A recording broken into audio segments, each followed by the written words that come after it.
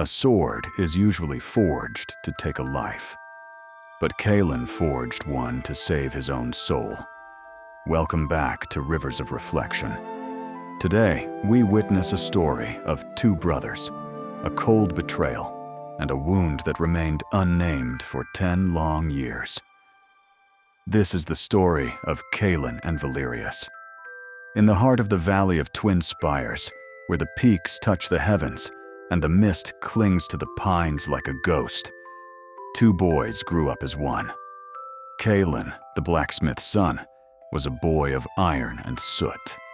His world was the rhythmic clang of the hammer and the glowing embers of the forge. He was quiet, but his heart was as solid as the steel he hammered. Beside him was Valerius, the son of the village elder, a boy of silver words and golden light. He could charm the stars from the sky and win a heart with a single smile. They were inseparable.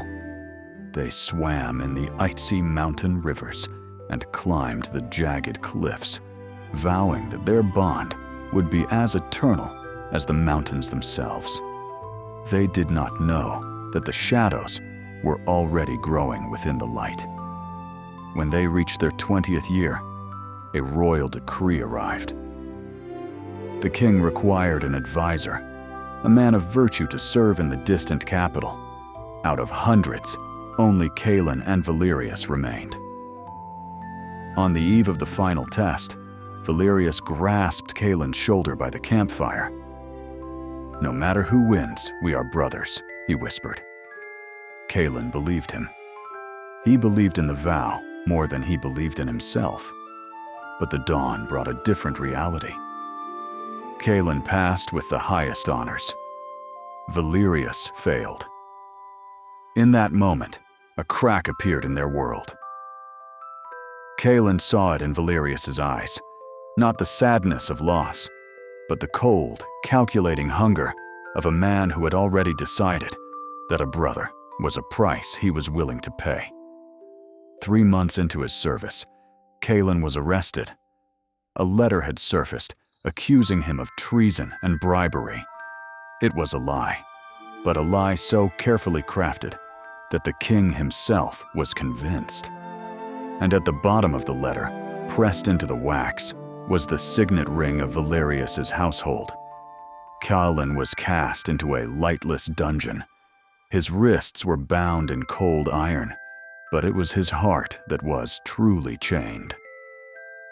He sat in the damp silence, asking only one thing: how did I fail to see the rot in the heart of my brother?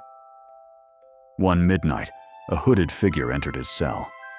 It was Isolde, Valerius's younger sister, the woman Kailyn had loved in silence for a lifetime. She held out a parchment. "This is the original draft," she whispered, her eyes wet with tears. "It is Valerius's handwriting.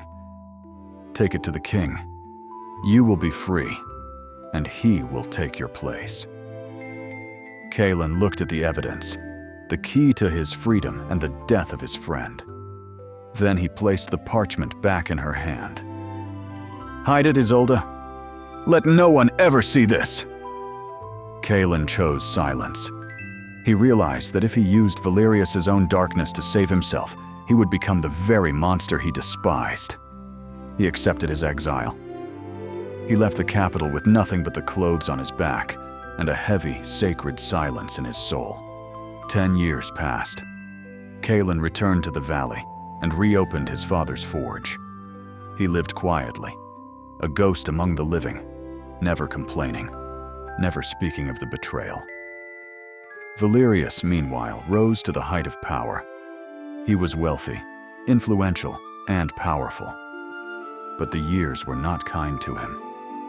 He grew thin, he smiled rarely, and sleep became a stranger to him.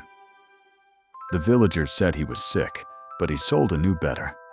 Her brother was being eaten from the inside by his own shame. On his 30th birthday, Valerius walked into Kailyn's forge. The heat was intense, the air thick with soot. Valerius fell to his knees, his spirit finally breaking under the weight of a decade of guilt. "I know you had the proof," he sobbed. "Why didn't you destroy me?" Kailyn laid down his hammer. He sat before his old friend and spoke with a voice that had been forged in the fire. "I didn't use it because if I had, I would have won the court, but I would have lost myself." Kailyn brought out a sword wrapped in fine linen. It was a masterpiece, sharp, balanced, radiating a powerful, calm light. "I forged this in my first year back," Kailyn said. "I hammered every ounce of my pain into this steel. And when the blade was finished, the pain was gone. Pain is not the enemy, Valerius. Pain is the raw material." He handed the sword to Valerius. "I forged this to remind myself to forgive. Now, you take it. It is your burden now. Forgiveness is not forgetting. It is the decision that you will no longer allow another person's shadow to poison your own light. The greatest victory is not revenge.